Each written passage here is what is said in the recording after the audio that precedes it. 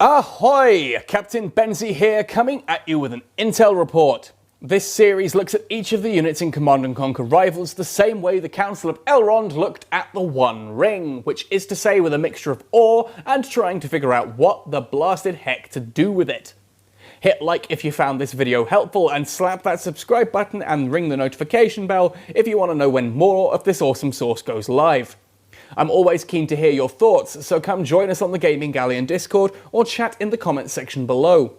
Finally, I do have a Patreon if you want to be absolutely legendary and help support this channel. Now, we are gradually going back over the older intel reports to spruce them up and bring them up to speed. Let me know in the comments section below or on the Gaming Galleon Discord which intel report you would like to see me redo next. Today we are looking again at the GDI Drone Swarm. GDI's Drone Swarm is an outgrowth of Dr. Liang's research into pilotless aircraft. The Drone Swarm is armed with a light machine gun for frontline combat duty. Dr. Liang objected to the weaponizing of his drone technology but was ultimately countermanded by General Solomon. Built from the helipad, the Drone Swarm is a flying squad capable of drifting quickly across the battlefield, ignoring all ground-based obstructions, be they rocky outcrops, lakes, or even enemy units. With 3 vision, Drone Swarms can be used for scouting, but due to the nature of the helipad and its options beyond the Drone Swarm, I really wouldn't recommend them as an opener, as you'll very quickly get shut down by missile and laser squads or bikes and pitbulls. No, instead think of the Drone Swarm in one of 2 ways. Either it's the anti-infantry equivalent of the Nod laser drone, or it's a squad equivalent of the Nod Venom. In either case, what I mean is that they're a fast-moving anti-infantry option. Yes, the GDI Drone Swarm will very quickly shred to ribbons all but the heaviest infantry, and they are especially useful for rapidly removing those that are not able to shoot back at them, like flame and shockwave troopers for example. Individual drones are remarkably fragile, however, and are destroyed by even a single laser squad shot, let alone more powerful anti-air hits like a pitbull.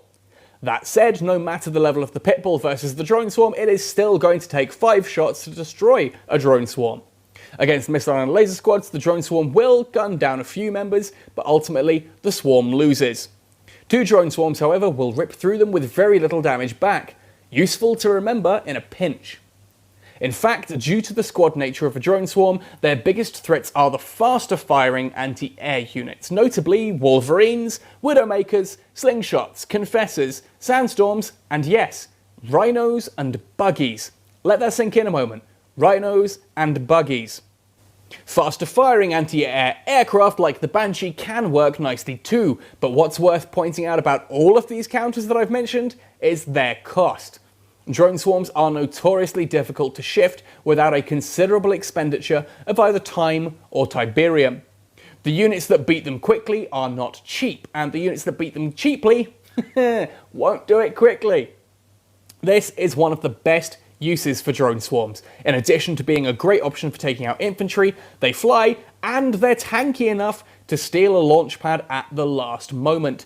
This cannot be underestimated as a tactic and is as satisfying to pull off as it is frustrating to lose a missile to. Believe me, it's frustrating. In short, when using drones, use them to shred through infantry that cannot fire back like flame troopers or chemical warriors. Support your drones with riflemen, shockwave troopers or snipers to deal with laser squads. As they can fly over units and obstructions, drones can also be used to contest or claim a launch pad at that last second. When you're facing against drones, lasers and missile squads will deal with them early on, especially if those are assisted with attack bikes or pitbulls. Talons and Banshees can also work, but do not underestimate the humble Rhino or Buggy. With the changes that have happened to drones over the months since their launch, they've gone back and forth in and out of popularity, but where they are now feels like the best they've ever been. As such, how can you utilize them in a deck?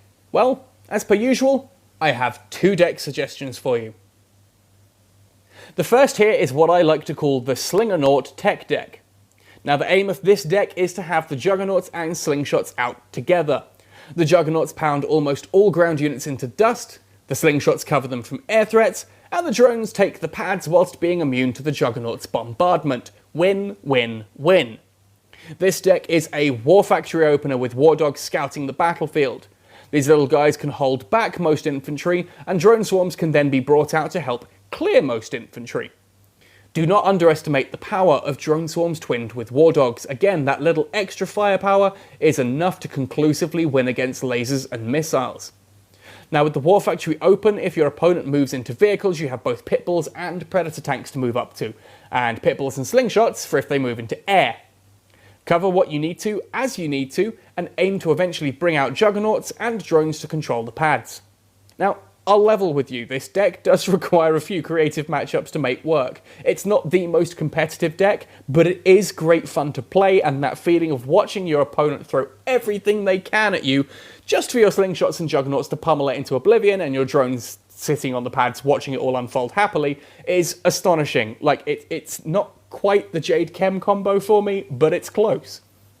Now, I like Strong Arm for this deck as a commander, as her turret really helps out in a lot of situations, but Jackson and Liang, they also work too. It is an expensive deck, and so you won't often get to use an ion cannon, meaning that Solomon, not such a great choice here. The second deck, a little bit more seriously, is one that's currently doing the rounds in top tier play. This is the 2-2-2 APC drone deck. Now this is a barracks opener. Riflemen are here for scouting and dealing with most anti-infantry.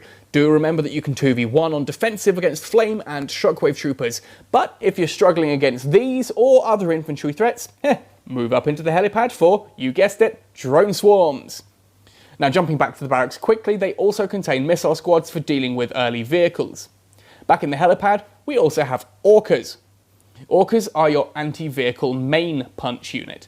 They will delete most ground vehicles that your missile squads can struggle with. Just make sure to swoop in, smash your target, and then retreat to safety. The War Factory then contains Pit Bulls and APCs. Pit Bulls are your main anti-air unit in this deck, so use these to support your Orcas if Talons or Banshees are sent out hunting them.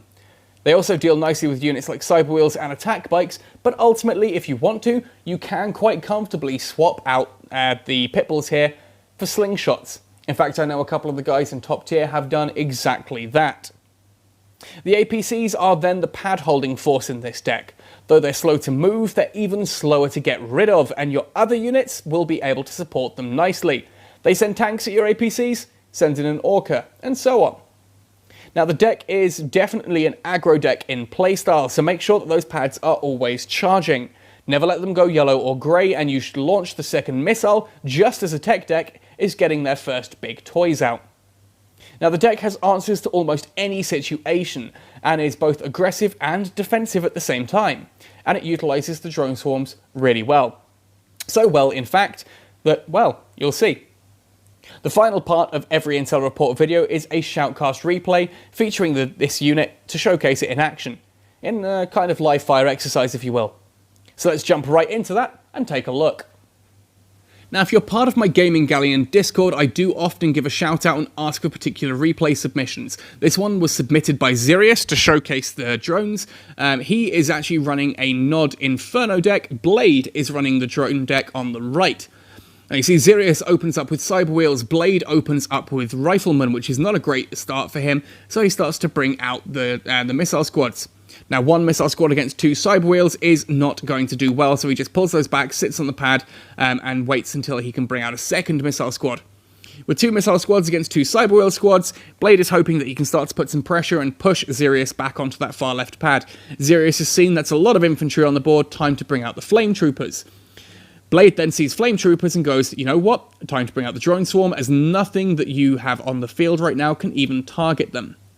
Now, the attack bikes come out, do manage to get a hit off against that drone squad, but in order to do so, the attack bikes have to run into range of the missiles. Those missiles manage to take out one of the bikes, and then finish off some of the Cyber Wheels, just before the drones then clear out the last of those Flame Troopers. Now we've got two pads to Zirius. A stealth tank comes out. He's clearly had enough of dealing with all of this and takes that top pad. That is 3 pads to Zirius. Can this Pit Bull suddenly take things back? Actually, it looks like it might be able to. The Pit Bull takes that top right pad. The Drone Swarm moves to the top left, where it's completely safe and hassle-free to take over that. Blade moves, and it's now 1 to him, 2 contested, 2 to him, 1 contested. That missile is going to launch. Even had the Flame Troopers made it to that central platform, the third platform being in Blade's favour, held that one for him. So those missile troopers come in. Time for them to just hit those attack bikes a couple of times. Just take them out of the equation, protecting those drones. As you can see here, basically everything that comes to attack the infantry gets stopped by drones. Anything that tries to attack the drones gets stopped by vehicles or infantry. Blade's an absolute master of this. That attack bike squad comes in, finishes off a drone squad. There is the stealth tank there. Unfortunately, it gets revealed. The APC's in place, and a volley from a stealth tank just isn't enough to deal with that. Again, flame troopers come in to deal with those missile squads. So Blade then sends down the drone swarm. The drone swarm will clean up those flame troopers nice and quickly. 2 flame trooper squads. Obviously, that second squad there is waiting for someone to pop open that APC. But a second APC is rolling up right behind it. Finally, that first APC goes down, but there are no flame troopers left to deal with the missile troopers inside. Those missile troopers just pound through the attack bikes and the cyber wheels that were there. The flame troopers come out, Oksana boosted, to try and rip through, but again, being Oksana boosted, they have that weakness. The APC is not going to worry too much about that at all, guns them down with the drone swarm's help. Again, we've had a little bit of back and forth. That central pad goes contested, goes red, comes back to contested now. The missiles stop charging. Blade decides enough's enough, brings out that Orca and just cleans off that stealth tank in one hit. There are 3 shots left. Those bikes go down. Xerius has nothing that he can contest, enough pads with here. 1 contested, 2 in blue. That second missile, goes straight through to Blade, and that is good game.